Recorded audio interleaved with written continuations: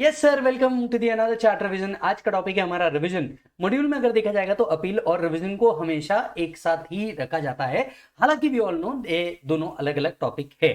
Yes, तो आइए सबसे पहले डिस्कस करते हैं रिवीजन किस तरीके से वर्क करता है एंड रिवीजन से रिलेटेड सारे प्रोविजंस को हम लोग डिटेल में डिस्कस करेंगे। ये जो चार्ट है आपको ekatvam.academy.com पे मिल सकता है, जिसकी लिंक मैंने नीचे दी हुई है, एंड आपको हमारे सेंटर पार्टनर्स के थ्रू भी मिल सकता है। ये चार्ट रिवीजन जो है ये आपको मल्टीपल जगह पे हेल्प करेगा। ये टॉपिक 0 से लेकर के 6 मार्क तक के रेंज करता है।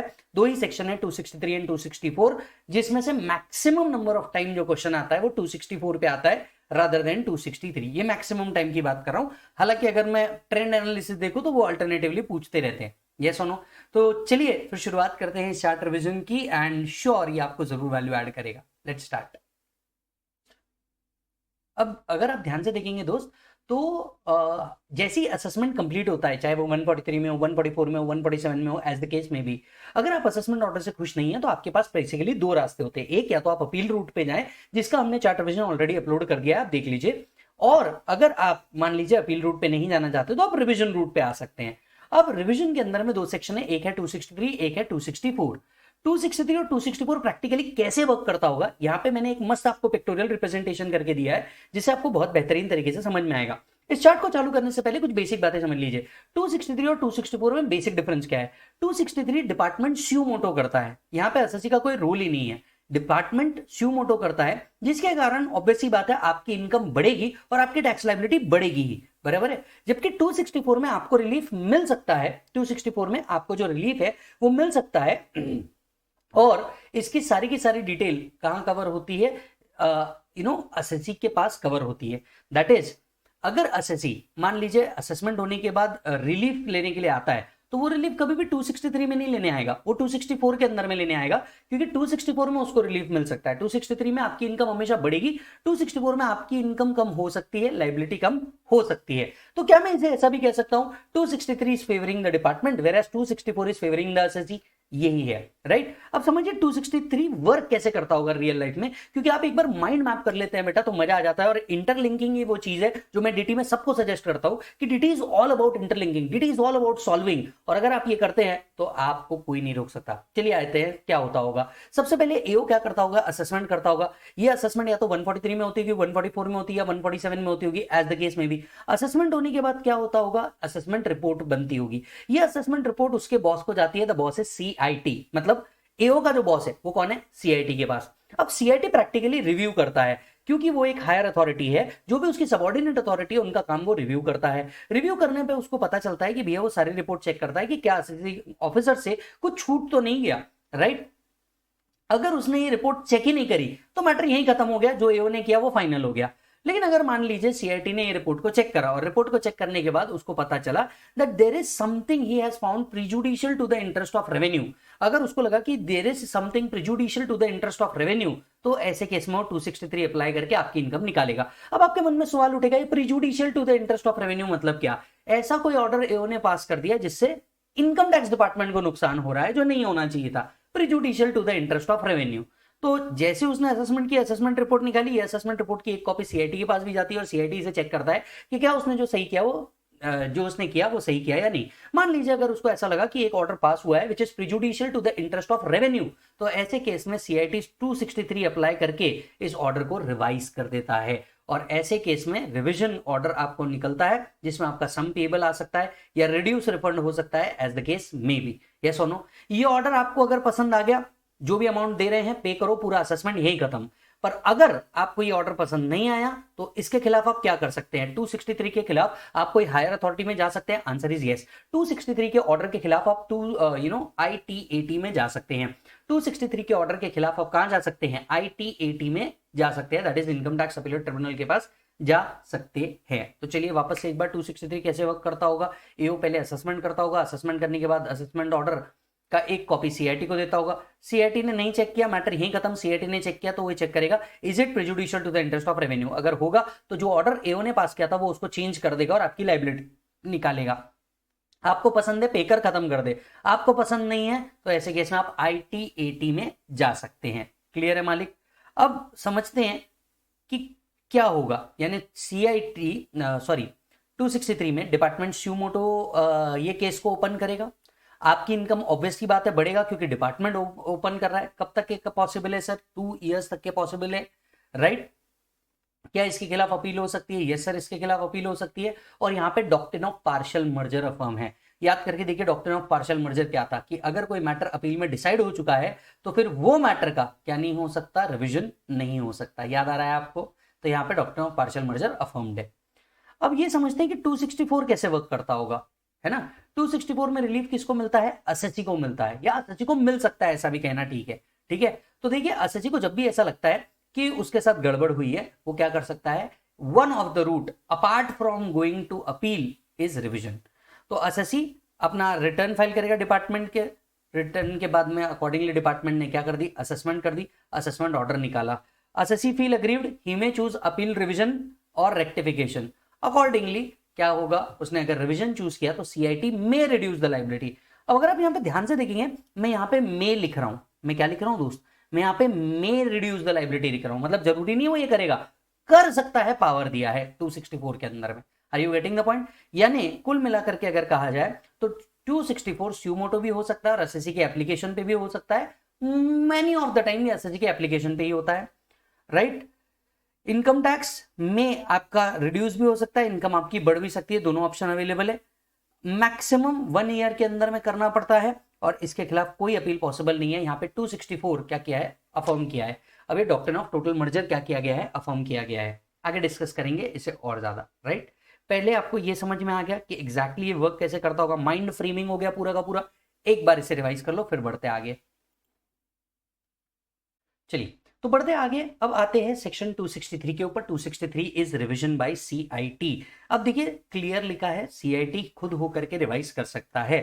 तो PC/CIT, that is principal commissioner of chief commissioner, consider that any order passed by AO और TPO is erroneous or prejudicial, then after giving OOBH and after making inquiry, pass order either enhancing the assessment, modifying the assessment and cancelling the assessment and directing fresh assessment.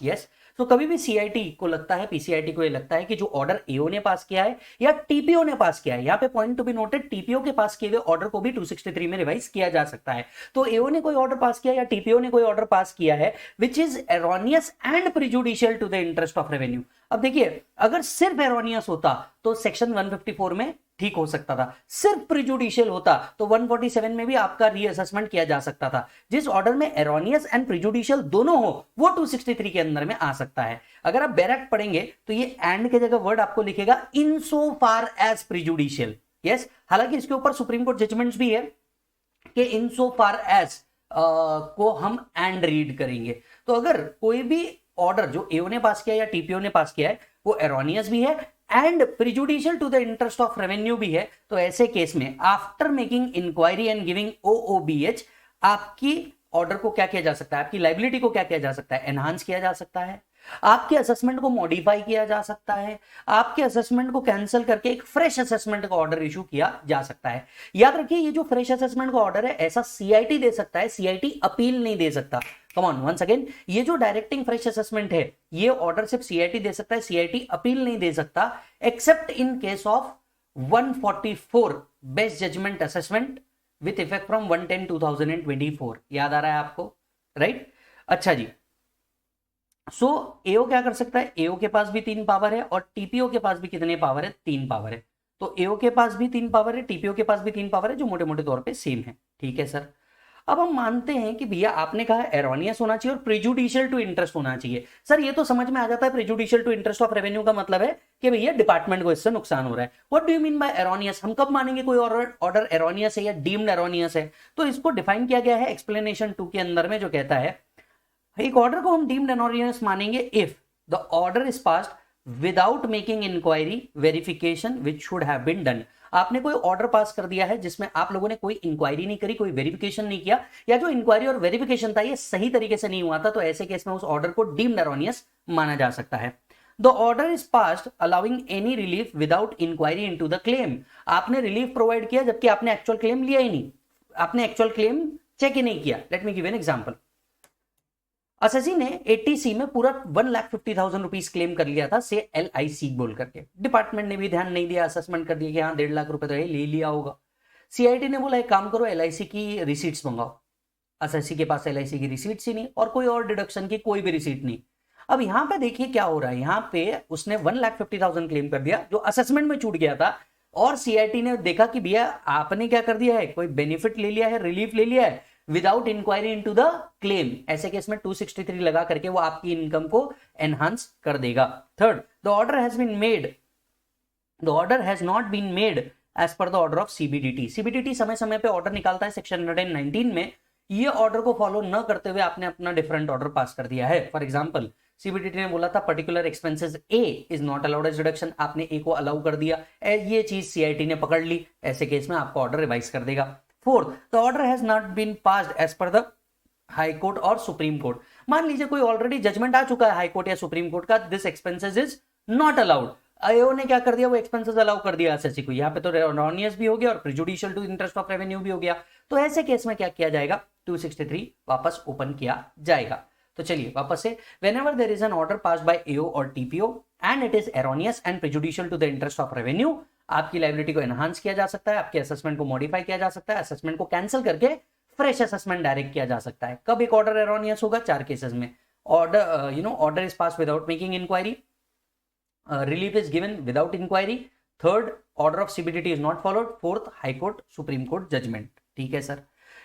Revision order कब तक के पास किया जा सकता है, revision order 2 years. अब ये 2 years कहां से काउंट करेंगे, 2 years from the end of financial year in which order ought to be revised was pass. ये पॉइंट आप ऐड कीजिए अपने चार्ट के अंदर में आगे।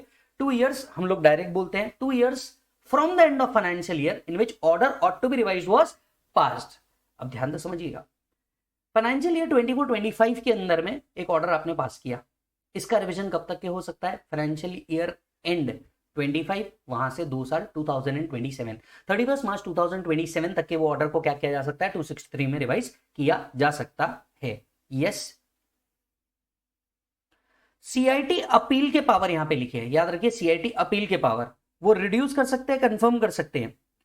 हालांकि उनके पास कोई पावर नहीं सेट असाइड करके फ्रेश असेसमेंट डायरेक्ट करने का। जनरल केसेस में 144 वाली बात नहीं कर रहा हूं, जनरल केसेस में वो सेट असाइड नहीं कर सकते, जबकि CIT कर सकता है क्योंकि वो बॉस है। Yes, he does not have a power to review, CIT appeal के पास रिव्यू का पावर नहीं है। ठीक है सर। सर रिवीजन कौन से मैटर का हो सकता है, revision can be of any matter. यहां पे पार्शियल मर्जर है, एक और लिखिए, revision can be of any matter other than the matter considered and decided in appeal. तो मान लीजिए एक्सपेंसेस A, B और C था, A और B जो था ये अपील के अंदर में गया, डिसीजन आ गया। 263 में जो रिवीजन हो सकता है वो सिर्फ C का हो सकता है, the matter which has not been considered and decided in appeal, doctrine of partial merger. Clear है, चेक करो। तो क्या याद रखना है, डेफिनेटली याद रखना है कि CIT अपना रिवीजन ऑर्डर कब तक के पास कर सकता है, 2 years from the end of financial year in which order ought to be revised was passed.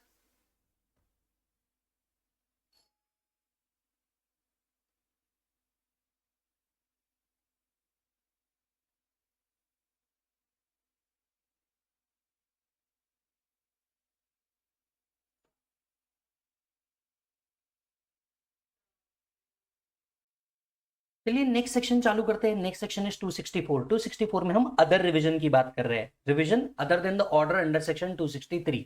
तो जब भी ऐसा होता है that any order other than the order under section 263 is passed by authority subordinate to CIT, he may either on his own motion or application made by assessee for revision may call for the records and may make further inquiries।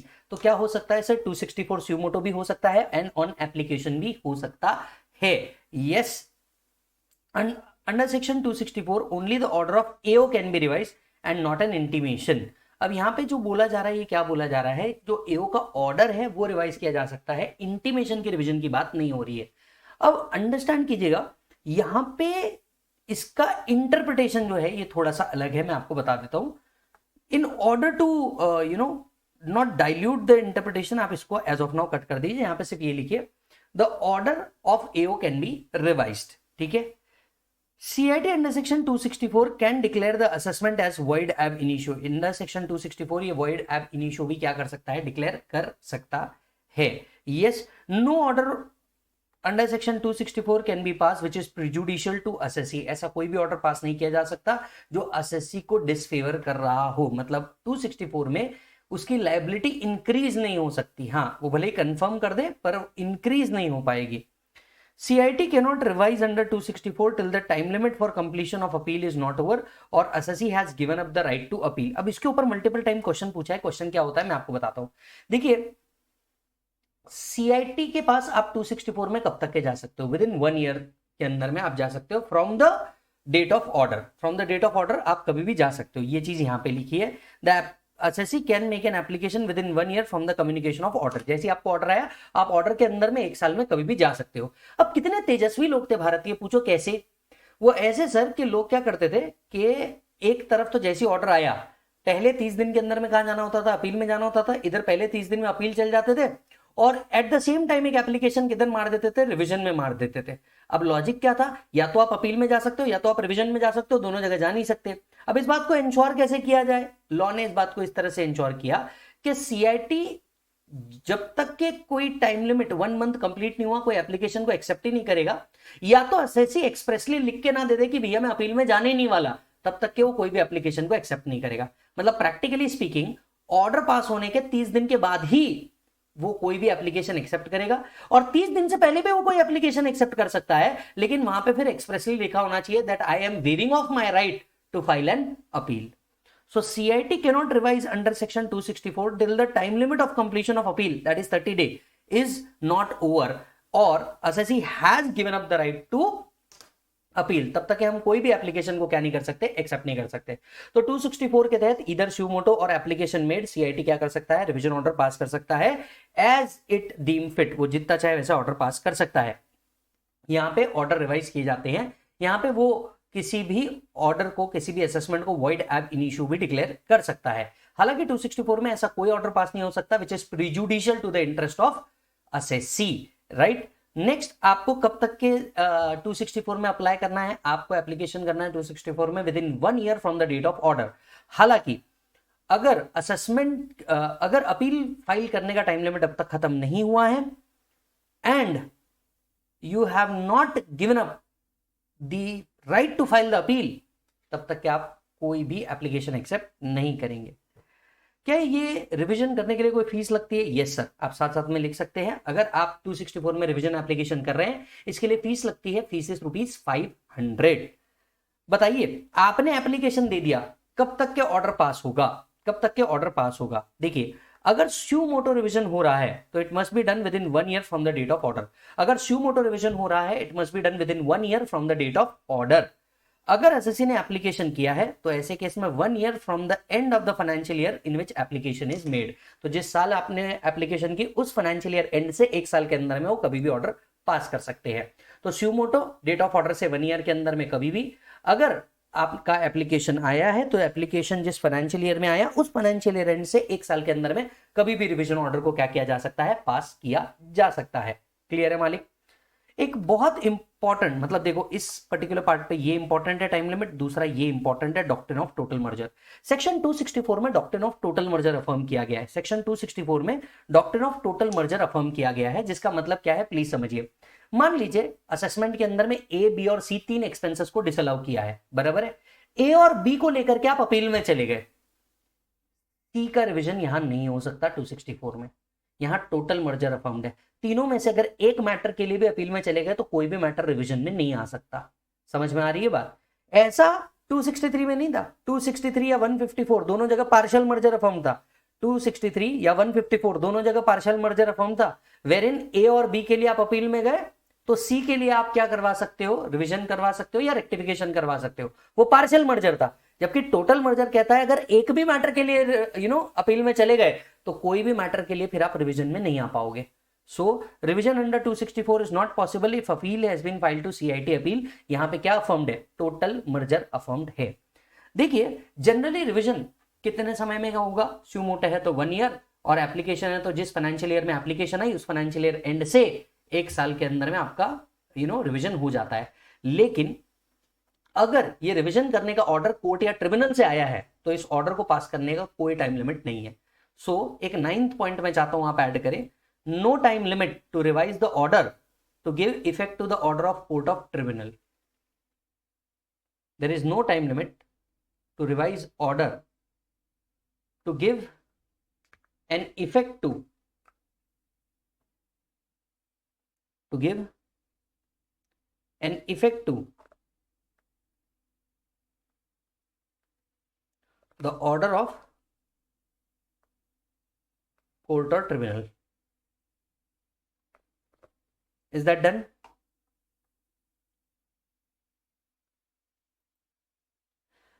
No appeal can be filed इधर by SSC और department 264 के against में आप कोई appeal file नहीं कर पाएंगे। No appeal against the order refusing 264। मान लीजिए आपने 264 के अंदर में क्या कर दिया, बोला कि भैया मुझे रिलीफ दो, एओ ने आपको कोई रिलीफ प्रोवाइड नहीं किया, क्या उस रिजेक्शन ऑर्डर के खिलाफ कोई अपील हो सकती है? वो भी नहीं हो सकती। क्या रेक्टिफिकेशन हो सकता है? यस, सीआईटी रेक्टिफिकेशन कर सकता है because CIT is an income tax authority, तो वो 154 में अपना ऑर्डर रेक्टिफाई कर सकता है। तो 264 के खिलाफ के आपके पास कोई अधिकार नहीं है ना सर। आप सीधा रिट पिटिशन दे सकते हैं किसको? हाईकोर्ट को। और हाईकोर्ट भी वो तभी एक्सेप्ट करेगा when it is a question of law. याद आ रहा है आपको? और इसीलिए कहा जाता है कि भैया 264 एक डेड एंड है, क्योंकि आप 264 के आगे कभी नहीं जा पाएंगे। जैसे कैसा होता है अपील में, आप सीआईटी अपील में हार गए, आप आईटीएटी में चले जाओ, ये डेड एंड है। अब जब तक के आपका question substantial question of law नहीं है तब तक के मैटर खत्म हो गया। जो सीआईटी ने डिसाइड कर लिया मैटर वहीं खत्म हो गया। इसीलिए ऑफिसर्स के अंदर में आप देखते हैं कि भैया रिवीजन के लिए लोग ज्यादा नहीं जाते, मैक्स टू मैक्स लोग कहां जाते हैं? अपील में जाते हैं, क्योंकि उनको वहां पे उनकी सुनवाई करने का मौका मिलता है। Are you getting the point? Right. तो इसके खिलाफ सिर्फ और सिर्फ 264 के खिलाफ सिर्फ और सिर्फ एक ही रेमेडी है, दैट इज आप हाई कोर्ट में रिट पिटिशन डाल सकते हैं इसके खिलाफ। इसके अलावा आपके पास कोई रेमेडी नहीं है। 264 के रिवीजन ऑर्डर के खिलाफ कोई अपील पॉसिबल नहीं है। इज दैट डन मालिक? Yes sir. तो इसी के साथ आपका क्या खत्म होता है सर? रिवीजन खत्म होता है। Yes sir. तो इसी के साथ आपका रिवीजन चैप्टर भी क्या होता है? खत्म होता है। 263 264 ऐसे दो ही चीज थी, दो ही सेक्शन थे। अब आपको क्या करना है, regular book fast track book में हम लोगों ने जो लेक्चर में क्वेश्चन सॉल्व किए हैं वो सॉल्व कर लो। मैंने जो आपको क्वेश्चन बैंक दिया है एमआरपी, उसके अंदर में जाकर के मस्त मस्त क्वेश्चन है, सारे के सारे फटाफट कंप्लीट कर लो। और हाँ सर, एक और चीज करना, आप लोग जाते जाते अपने दोस्तों को ये वीडियो सजेस्ट करते जाना अगर इससे आपकी हेल्प हुई है तो। और बाकी आप अगले वीडियो के लिए वेट कीजिए। मिलता हूं आपसे जल्दी। बाय बोलो।